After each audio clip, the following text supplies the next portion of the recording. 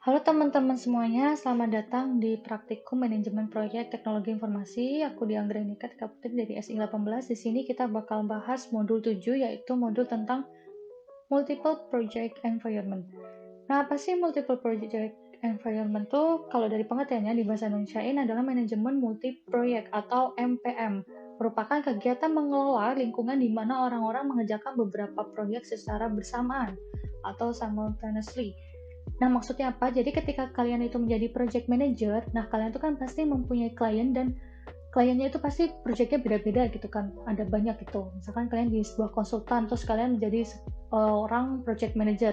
Nah, pasti kalian kan harus mengorganisasikan itu. Nah, kemudian di sebuah konsultan itu pasti kan kalian di perusahaan itu kan udah punya sumber daya manusianya. Misalkan untuk software design gitu ya, mau desain apapun itu misalkan ya, itu si konsultannya itu udah punya resource paten misalnya 4 orang. Nah, 4 orang itu dia tuh nggak cuma mengerjakan satu project aja, dia mengerjakan beberapa project juga gitu yang terus bertambah gitu.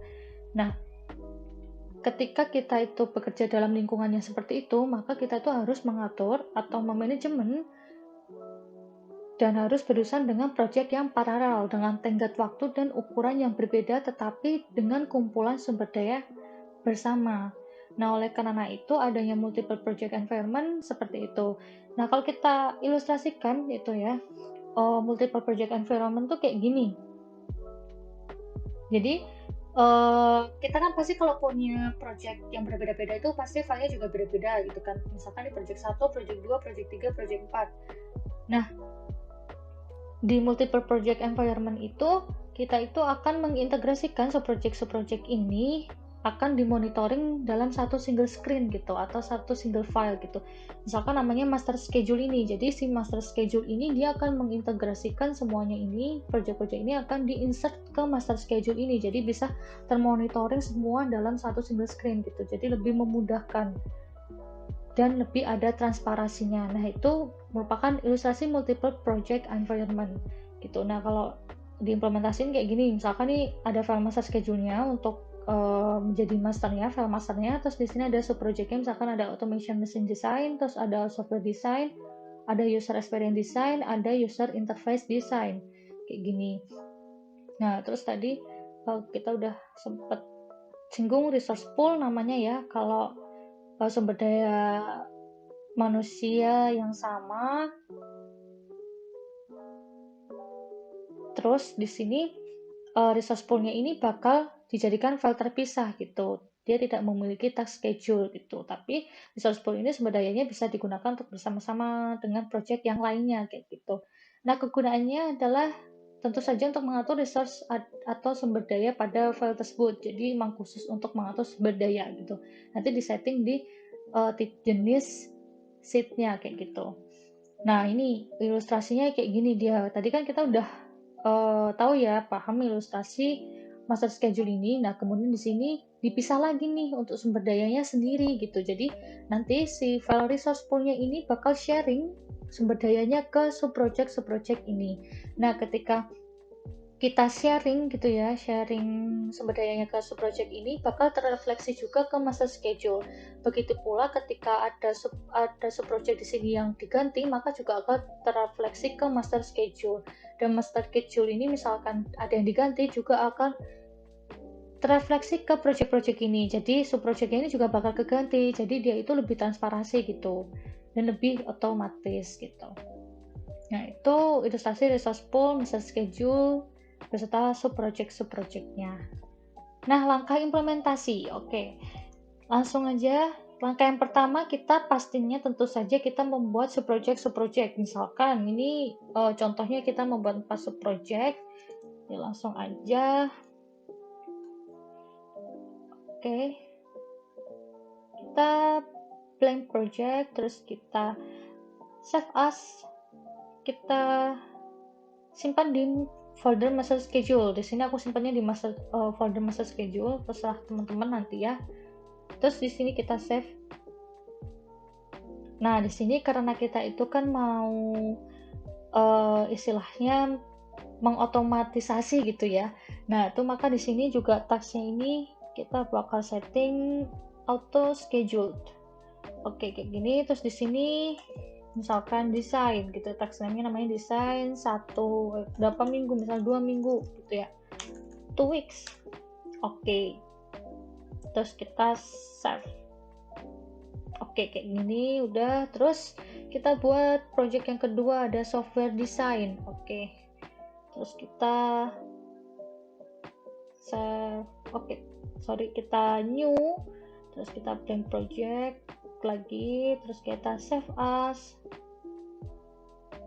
schedule, kita simpan di master schedule, terus kita simpan. Terus di sini jangan lupa di settingnya auto schedule. Oke, di sini design.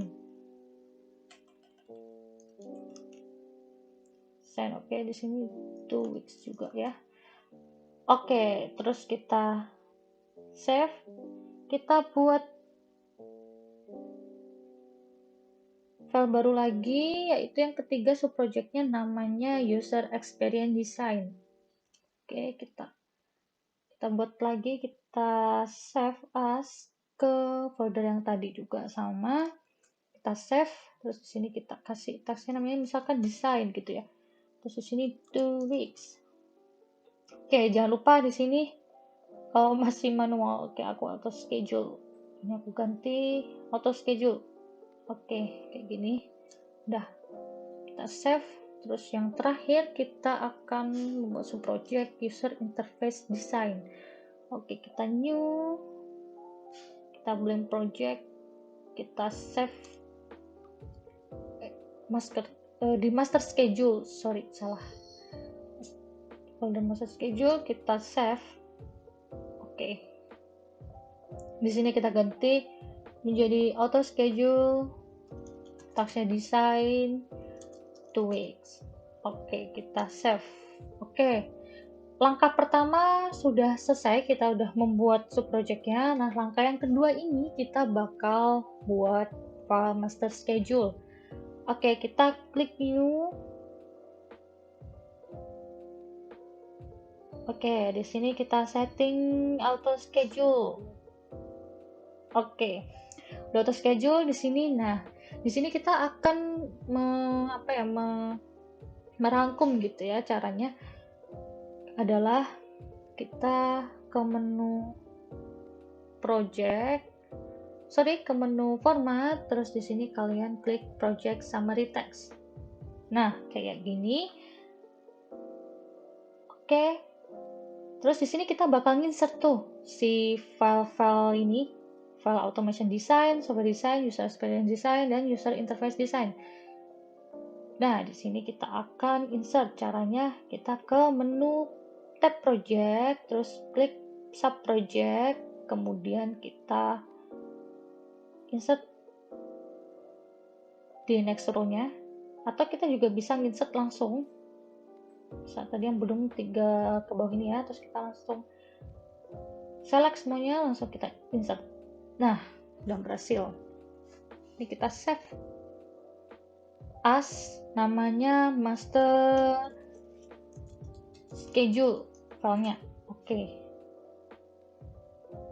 Yes to all. Oke.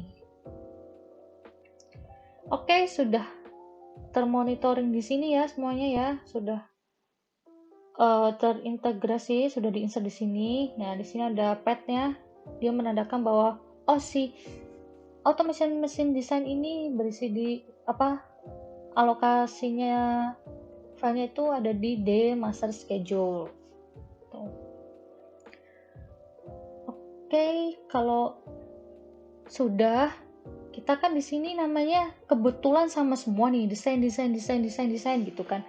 Nah, ketika nanti kalian itu punya task yang banyak banget, misalkan 200 sampai 2000 atau berapa task gitu ya, banyak yang kompleks gitu. Kalau kita namanya sama kayak gini bakal kesusahan gitu. Nah, makanya kita beri kode gitu biar dia itu unik gitu. Biar gampang biar ada kode yang melekat di task-tasknya ini gitu. Caranya kita ke projectnya, misalkan di sini yang user interface design. Nah, kalian pasti sebelumnya pernah mengenal WBS kan, WBS. Ini kan, terus kalian klik aja define code. Terus di sini misalkan UI design, aku singkat UID. Terus di sini kita kasih uppercase, kita kasih number, terus kita save. Oke, kita save. Terus user experience-nya juga kita kasih WBS code. Oke, misalkan ini UXD. Oke, uppercase, kita kasih number urutannya, terus kita save. Terus yang software design sama juga WBS, terus kita software design misalkan SD, kita kasih uppercase, kita kasih number, kita kita save. Kayaknya ini yang terakhir, kita kasih juga sama, ini namanya apa, AMD Automation Machine Design. Kita uppercase, kita kasih nomor juga. Kita terus kita Ctrl S. Nah, ini udah berhasil kita kasih kode WBS. Nah, cara biar tadi WBS-nya kelihatan, caranya kita insert kolom baru. Klik kanan tadi, terus kita di sini ketikkan WBS. Nah di sini dia udah tahu ya ini ya. Oh, ini desain yang AMD. AMD itu apa sih? Automation Machine Design gitu. Nah, jadi memudahkan gitu. Kita save master schedule-nya. Nah, di sini kalian sudah berhasil membuat master schedule dan berhasil menginsert